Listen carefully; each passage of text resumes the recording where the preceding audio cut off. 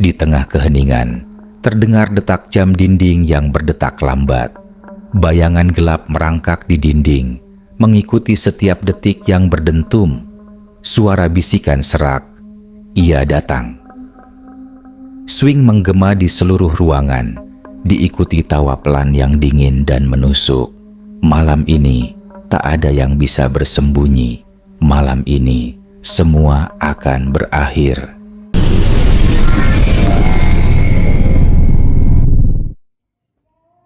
Suasana duka menyelimuti desa terpencil Arga. Hujan turun tak henti-hentinya, seolah langit ikut menangisi kepergian Ratih, gadis tercantik di desa itu. Kematiannya begitu mendadak, hanya seminggu sebelum pernikahannya dengan Bayu, pemuda yang dicintainya.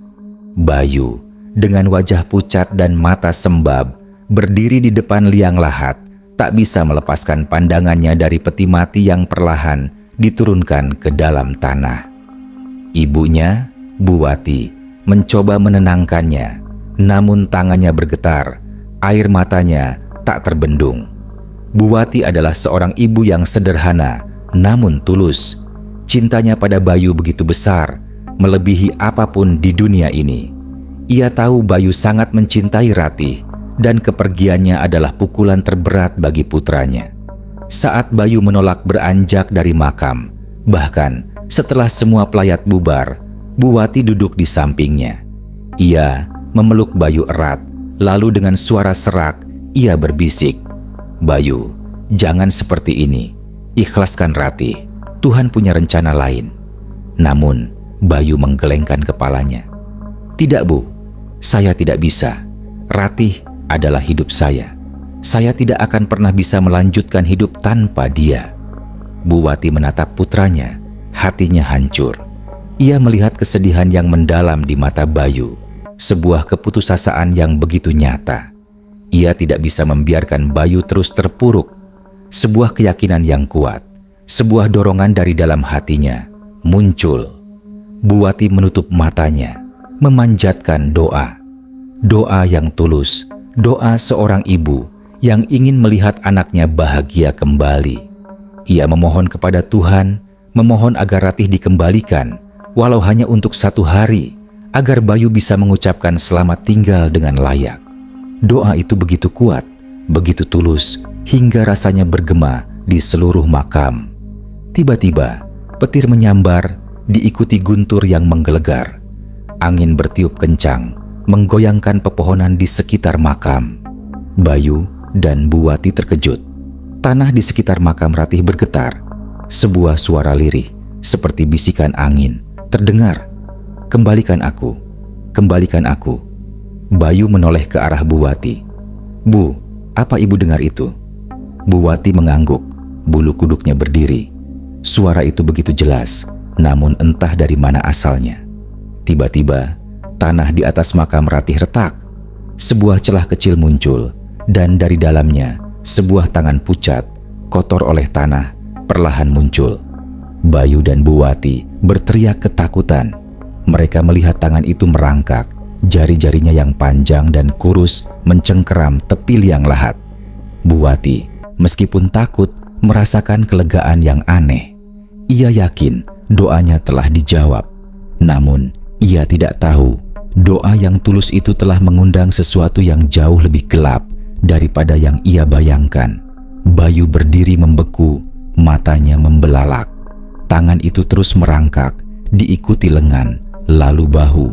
Sosok itu perlahan bangkit dari kuburnya, menembus tanah yang basah. Wajahnya tertutup tanah, rambutnya acak-acakan. Namun, Bayu mengenali sosok itu. Itu Ratih. Bayu mencoba lari, namun kakinya terasa berat. Ia tidak bisa bergerak. Buwati juga membeku, menyaksikan pemandangan yang mustahil. Ratih bangkit dari kuburnya, berdiri tegak di tengah hujan lebat. Matanya yang kosong menatap lurus ke arah Bayu. Wajahnya begitu pucat, bibirnya membiru. Ia tidak berbicara, hanya berdiri diam, seperti boneka yang hidup kembali. Bayu akhirnya berhasil menggerakkan kakinya. Ia berlari ke arah Ratih, memeluknya erat. "Ratih, Kau hidup, kau kembali." Bu Wati melihat itu, hatinya dipenuhi perasaan campur aduk. Bahagia karena putranya kembali ceria, namun takut karena ia tahu ada sesuatu yang tidak beres. Ratih tidak membalas pelukan Bayu. Tubuhnya terasa dingin, kaku, dan tidak bergerak. Ia hanya menatap kosong ke depan. Keajaiban telah terjadi, namun keajaiban ini terasa lebih seperti kutukan. Sebuah kutukan yang akan menghantui mereka. Malam itu, Bayu membawa Ratih pulang, meninggalkan makam Ratih yang kini kosong. Bayu tidak tahu apa yang ia bawa pulang bukanlah Ratih yang ia kenal, melainkan sebuah entitas yang haus akan sesuatu. Sejak Ratih kembali, rumah Bayu terasa berbeda. Suasana hangat yang dulu selalu ada, kini digantikan oleh aura dingin yang menusuk tulang. Ratih tidak bicara. Ia hanya duduk di pojok kamar, menatap kosong ke dinding. Matanya yang dulu berbinar penuh cinta, kini tampak gelap dan tak berekspresi. Bayu mencoba berbicara dengannya, mengajaknya makan, bahkan mengajaknya berjalan-jalan. Namun Ratih tidak pernah merespons. Tubuhnya kaku, dingin, dan pucat. Bu Wati yang awalnya bahagia mulai merasakan keganjilan. Ia mencoba menyentuh Ratih, namun kulitnya terasa seperti es. Ia juga menyadari Ratih tidak pernah tidur, tidak pernah makan, dan tidak pernah berkedip. Setiap malam, Bu Wati mendengar suara langkah kaki di koridor. Suara yang begitu pelan, namun jelas. Ketika ia memeriksa, ia akan menemukan Ratih berdiri di depan jendela, menatap ke arah makamnya. Suatu malam, Bu Wati tidak bisa tidur. Ia mendengar suara bisikan dari kamar Ratih. Ia mendekati pintu dan menguping. Suara itu bukan suara Ratih, melainkan suara yang dalam dan serak, seperti suara orang tua yang sudah lama tidak bicara. Suara itu berkata, "Berikan aku, berikan aku." Bu Wati merasa ngeri. Ia mendorong pintu kamar perlahan.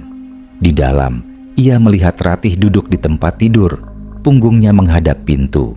Namun, di depannya ada bayangan yang sangat gelap, melayang di atas tubuh Ratih. Bayangan itu berbentuk seperti manusia, namun tidak jelas. Bayangan itu menoleh ke arah pintu. Matanya bersinar merah. Bu Wati berteriak ketakutan. Ia menutup pintu dan lari kembali ke kamarnya. Jantungnya berdetak kencang. Ia tahu Ratih bukanlah Ratih yang mereka kenal. Ia adalah wadah untuk entitas lain. Keesokan harinya, Bu Wati mencoba berbicara dengan Bayu. "Bayu, dengarkan ibu. Ada sesuatu yang tidak beres dengan Ratih. Dia bukan Ratih." Bayu menatap ibunya, matanya dipenuhi kemarahan. "Ibu bicara apa?" "Dia Ratih. Dia kembali karena doa ibu." "Iya, tapi dia berbeda. Dia tidak bicara, dia tidak makan, dan setiap malam ibu mendengar suara aneh dari kamarnya." "Itu hanya imajinasi ibu. Ibu terlalu banyak berpikir. Ratih sudah kembali. Itu yang penting." Bayu menolak mendengarkan ibunya. Ia terlalu buta karena cintanya pada Ratih. Ia percaya seiring waktu Ratih akan kembali seperti semula. Namun ia salah. Sesuatu yang lebih mengerikan akan terjadi. Malam itu, Bayu sedang membaca buku di ruang tamu, sementara Ratih duduk di kursi di seberangnya. Ia merasa ada sesuatu yang aneh. Ia melihat cermin di dinding. Di cermin itu, ia melihat Ratih, namun matanya bersinar merah.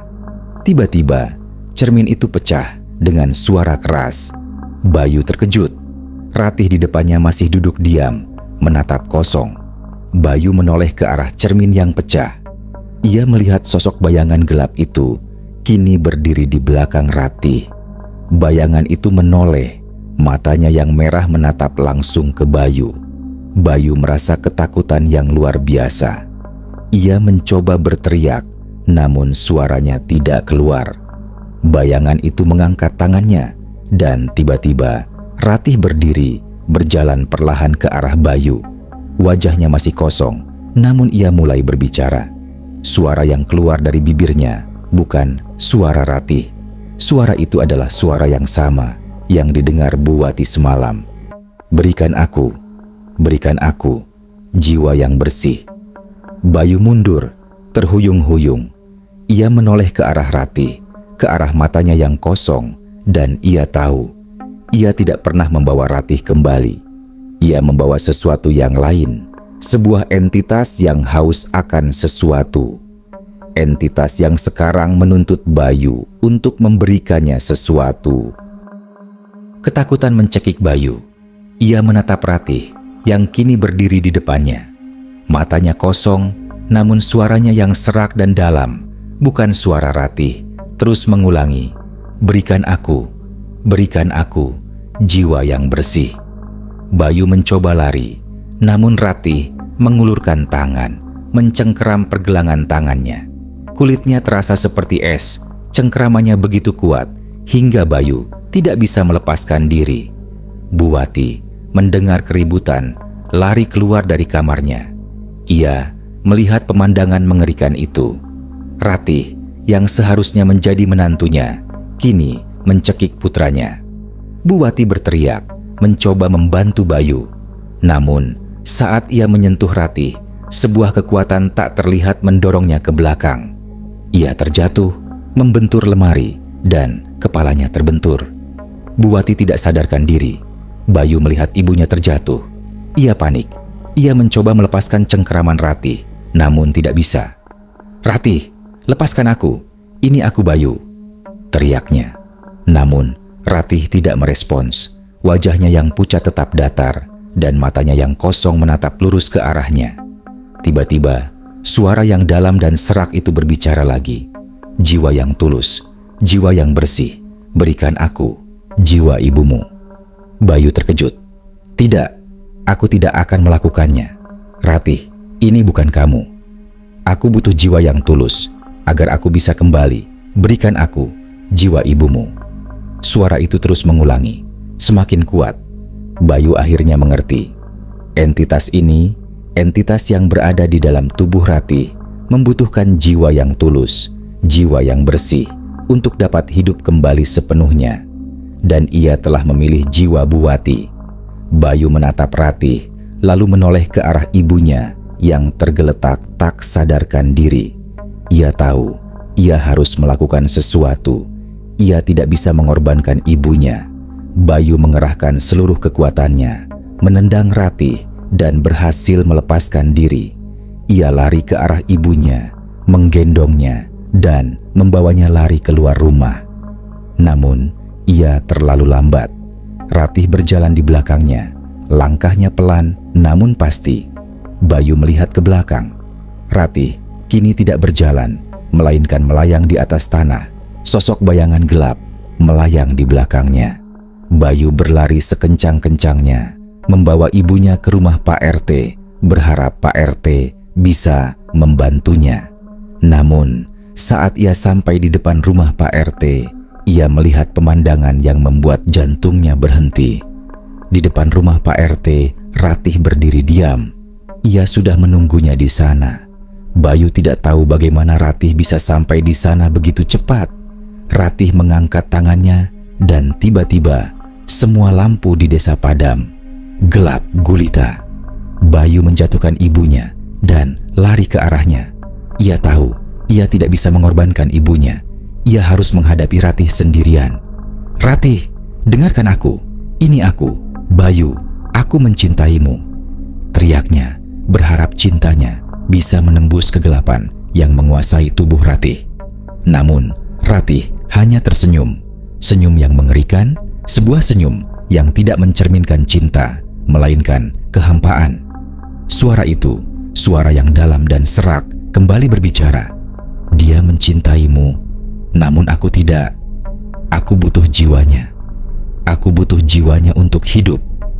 Ratih mulai berjalan ke arah Bayu. Langkahnya pelan, seperti predator yang mengejar mangsanya. Bayu tidak tahu harus berbuat apa. Ia menatap Ratih, lalu menoleh ke arah ibunya yang masih tergeletak tak sadarkan diri. Ia tahu ia harus melindungi ibunya, bahkan jika itu berarti harus mengorbankan dirinya. Bayu tahu ia tidak punya pilihan. Ia harus mengorbankan dirinya untuk melindungi ibunya. Ia mengambil napas dalam-dalam, lalu berteriak, "Ambil jiwaku, bukan jiwa ibuku. Aku yang membawamu kembali, ambil jiwaku." Ratih berhenti. Tubuhnya yang kaku perlahan berbalik, dan matanya yang kosong menatap lurus ke arah Bayu. Sosok bayangan gelap di belakangnya tampak menggeliat, seolah sedang berpikir. Lalu, suara serak itu kembali berbicara.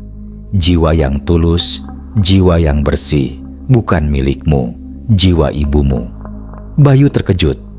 "Kenapa bukan jiwaku? Aku yang paling tulus, aku yang mencintaimu." "Cintamu hanya sebuah pengorbanan, bukan ketulusan. Aku butuh jiwa yang tulus, yang bersedia melakukan apapun demi anaknya." Bayu akhirnya mengerti. Entitas ini, entitas yang berada di dalam tubuh Ratih, tidak membutuhkan jiwa Bayu. Ia membutuhkan jiwa Buati. Jiwa yang tulus, jiwa seorang ibu yang rela melakukan apapun untuk anaknya, bahkan mengorbankan dirinya sendiri. Doa Buati, doa yang tulus itu telah menarik entitas ini. Entitas ini tidak mengembalikan Ratih karena doa Buati, melainkan menggunakan doa itu sebagai jembatan untuk masuk ke dunia ini. Dan sekarang ia menuntut upahnya. Bayu merasakan keputusasaan yang mendalam. Ia tidak bisa membiarkan ibunya mati. Ia berlari ke arah Ratih, mencoba memeluknya, mencoba menghentikannya. Namun, Ratih mendorongnya. Bayu terlempar, membentur pohon, dan tidak sadarkan diri. Ratih, atau lebih tepatnya entitas di dalam tubuhnya, berjalan perlahan ke arah Buati yang masih tergeletak. Wajahnya yang kosong tidak menunjukkan emosi apapun. Ia berlutut di samping Buati. Lalu, ia mengangkat tangannya. Jari-jarinya yang panjang dan kurus menyentuh dahi Buati. Buati, meskipun tidak sadarkan diri, mengerang seolah kesakitan. Tiba-tiba, tubuh Ratih mulai bersinar. Sinar yang terang, namun dingin. Dari tubuh Ratih, sebuah bayangan muncul. Bayangan itu berbentuk seperti seorang wanita tua, kurus, dengan mata merah yang bersinar. Wanita tua itu tertawa, tawanya serak dan mengerikan. Ia melayang di atas Buati, lalu tangannya yang kurus menyentuh dada Buati. Buati berteriak kesakitan, terlepas dari ketidaksadarannya. Ia menggeliat seperti kesakitan yang tak tertahankan. Bayangan wanita tua itu tertawa lagi. Bayu yang baru sadar melihat pemandangan mengerikan itu. Ia mencoba bangkit, namun tubuhnya terasa sakit, kakinya tidak bisa digerakkan. Ia hanya bisa melihat dengan mata nanar, menyaksikan entitas itu mengambil jiwa ibunya. Bayangan wanita tua itu perlahan masuk ke dalam tubuh Ratih. Tubuh Ratih kini bersinar lebih terang. Wajahnya yang pucat kini memiliki sedikit warna. Matanya yang kosong kini memiliki kilatan. Sebuah kilatan yang mengerikan. Ratih berdiri. Ia tidak lagi kaku. Ia menggerakkan lehernya, lalu menoleh ke arah Bayu. Ia tersenyum, senyum yang sama yang ia miliki sebelum ia meninggal. "Bayu," panggilnya. Suaranya adalah suara Ratih, suara yang dulu Bayu cintai. Bayu terkejut. "Ratih, kau kembali?" "Ya, aku kembali." Ratih berjalan ke arah Bayu. "Dan aku berterima kasih karena kau telah membawaku kembali." Bayu merasa lega. Ia mengira Ratih sudah kembali seperti semula. Namun, ia tidak tahu yang kembali bukanlah Ratih yang ia kenal. Yang kembali adalah entitas itu yang kini telah memiliki tubuh Ratih sepenuhnya, lengkap dengan ingatan Ratih, lengkap dengan suaranya, namun dengan jiwa yang berbeda. Bayu yang merasa lega dan bahagia memeluk Ratih. Ia tidak menyadari pelukan itu terasa berbeda. Ratih tidak membalas pelukannya. Tubuhnya terasa aneh, tidak lagi sedingin es, namun juga tidak sehangat dulu. Bayu menoleh ke arah ibunya. Bu Wati tergeletak di tanah, tidak bergerak. Bu, bangun Bu. Bayu mengguncang tubuh ibunya. Bu Wati tidak bergerak, matanya terbuka namun tidak menatap apapun. Bayu menyentuh pergelangan tangannya. Tidak ada denyut nadi. Bu Wati telah meninggal. Bayu berteriak. Ia menoleh ke arah Ratih. Kau membunuhnya. Ratih tersenyum. Dia yang mengorbankan dirinya. Dia yang tulus, bukan aku. Bayu mundur, matanya dipenuhi ketakutan. Ia melihat Ratih dengan cara yang berbeda. Ia melihat sosok di depannya, sosok yang memiliki wajah Ratih, namun mata itu bukan mata Ratih. Mata itu dipenuhi kegelapan, dipenuhi kekejaman. Bayu menyadari, ia tidak pernah membawa Ratih kembali. Ia membawa sebuah iblis. Kau bukan Ratih, bisik Bayu. Ratih tertawa. Tawa yang mengerikan, tawa yang tidak pernah Bayu dengar dari Ratih yang ia cintai. Tentu saja aku Ratih. Aku hanya lebih baik. Aku lebih kuat. Berkat doa ibumu yang tulus. Bayu melarikan diri. Ia tidak tahu harus kemana. Ia berlari ke hutan, berharap bisa bersembunyi. Namun, ia tahu ia tidak bisa lari. Entitas itu, entitas yang memiliki tubuh Ratih, akan mengejarnya. Ia mendengar suara langkah kaki di belakangnya. Langkah kaki itu tidak terdengar seperti langkah kaki manusia, melainkan seperti gesekan ranting di tanah. Bayu menoleh ke belakang. Ia melihat Ratih berdiri di tengah kegelapan, di bawah sinar bulan yang redup. Wajahnya yang pucat kini tampak berseri-seri, bibirnya merah dan matanya bersinar. Ia mengenakan gaun pengantin putih yang dulu ingin ia kenakan di pernikahannya. Namun, gaun itu berlumuran darah. Kau mau kemana calon suamiku? Suara Ratih menggema di hutan. Kau tidak bisa lari dariku. Kita akan menikah. Sekarang di makamku. Bayu merasa ngeri. Ia berlari lagi. Namun Ratih lebih cepat. Ia melayang di udara, melewati Bayu, lalu berdiri di depannya. Gaun pengantinnya yang berlumuran darah terlihat menakutkan di bawah sinar bulan. Bayu jatuh ke tanah. Tubuhnya gemetar. Aku akan mengawasimu selamanya. Bisik Ratih, suaranya kini terdengar seperti bisikan di telinga Bayu, meskipun ia berdiri jauh di depannya. Bayu menutup matanya, mencoba melupakan pemandangan mengerikan di depannya. Namun, ia tidak bisa. Ia melihat Ratih berjalan ke arahnya, langkahnya pelan dan pasti. Ia melihat gaun pengantinnya yang berlumuran darah. Ia melihat matanya yang kosong, namun dipenuhi kekejaman. Bayu tidak tahu, entitas itu tidak hanya mengambil jiwa ibunya, namun juga mengambil jiwa Ratih. Jiwa Ratih yang tulus kini terperangkap di dalam tubuhnya sendiri, menjadi saksi bisu dari kekejaman yang dilakukan oleh entitas itu. Entitas itu sekarang menguasai tubuh Ratih, dan Bayu akan menjadi korban berikutnya. Ia tidak hanya akan membunuh Bayu, namun ia juga akan menghukum Bayu dengan cara yang paling mengerikan. Pagi menjelang dan matahari terbit. Desa Arga kembali tenang, seolah tidak ada yang terjadi. Warga desa menemukan tubuh Bu Wati di depan rumahnya, dan Bayu tergeletak tak sadarkan diri di dalam hutan. Mereka membawa Bu Wati ke rumah duka dan Bayu ke rumahnya. Bayu bangun, namun ia tidak bisa bicara. Ia trauma. Ia mencoba menceritakan apa yang terjadi, namun tidak ada yang percaya. Mereka pikir ia gila karena ditinggal mati oleh calon istrinya. Bayu tidak bisa makan, tidak bisa tidur. Setiap malam ia mendengar suara bisikan, "Ayo menikah, ayo menikah." Ia tahu itu suara Ratih. Suara Ratih yang dulu ia cintai. Suara itu kini menjadi teror baginya. 3 hari kemudian, pada hari yang seharusnya menjadi hari pernikahannya dengan Ratih, Bayu menghilang. Warga desa mencarinya, namun tidak menemukannya. Mereka berpikir Bayu bunuh diri. Namun, seorang penjaga makam menemukan sesuatu yang aneh. Di atas makam Ratih ada 2 pasang jejak kaki. 1 pasang jejak kaki pria dan 1 pasang jejak kaki wanita. Jejak kaki pria itu adalah jejak kaki Bayu.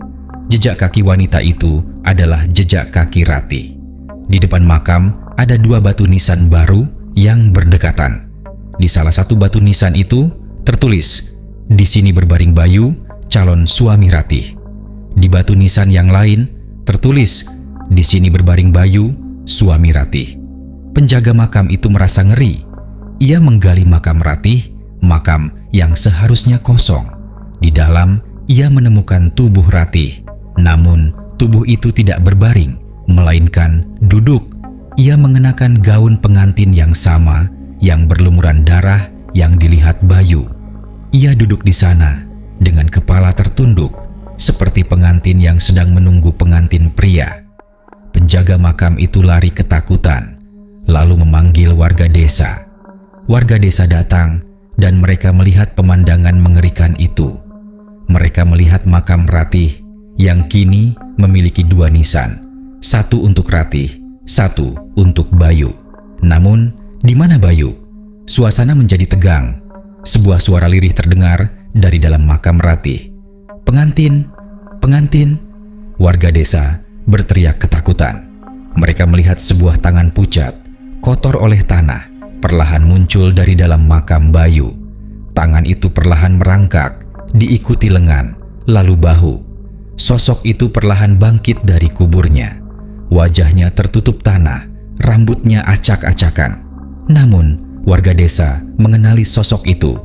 Itu Bayu. Bayu bangkit dari kuburnya, berdiri tegak di depan makam Ratih. Matanya yang kosong menatap lurus ke arah makam Ratih. Tiba-tiba, dari dalam makam Ratih, Ratih berdiri. Ia memegang tangan Bayu. Keduanya berdiri di sana, di atas makam mereka sendiri, seperti pengantin yang siap menikah. Warga desa berteriak ketakutan, berlari meninggalkan makam. Mereka tidak tahu, di malam hari itu, suara tawa dan tangisan terdengar dari makam Ratih, seolah sebuah pernikahan yang mengerikan sedang terjadi.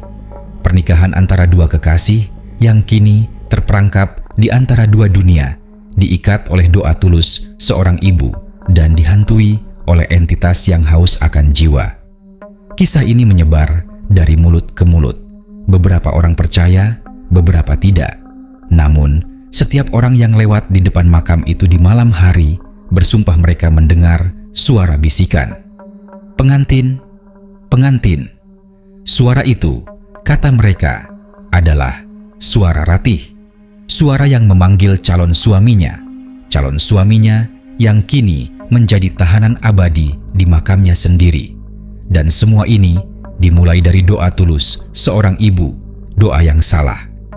Sejak kejadian mengerikan itu, makam Bayu dan Ratih menjadi tempat yang ditakuti. Penduduk desa menghindari area itu setelah matahari terbenam. Mereka percaya bahwa di sana, di bawah rembulan, sebuah pernikahan yang tidak pernah selesai terus berlangsung. Suara bisikan, tawa, dan tangisan masih terdengar dari waktu ke waktu, dan kadang-kadang bayangan 2 sosok terlihat menari di atas nisan, selamanya terperangkap dalam kutukan cinta yang salah arah. Kisah ini menjadi pelajaran pahit bahwa cinta yang tulus dapat membuka pintu keajaiban, tetapi juga bisa memicu kengerian yang tak terbayangkan. Dan kini, setiap kali seseorang melintasi makam tua itu, mereka akan selalu bertanya, siapa yang sebenarnya mengendalikan cinta dan pengorbanan itu? Apakah itu Ratih atau entitas lain yang haus akan ketulusan? Satu hal yang pasti, pintu keajaiban yang terbuka oleh doa tulus terkadang tidak akan pernah bisa ditutup kembali.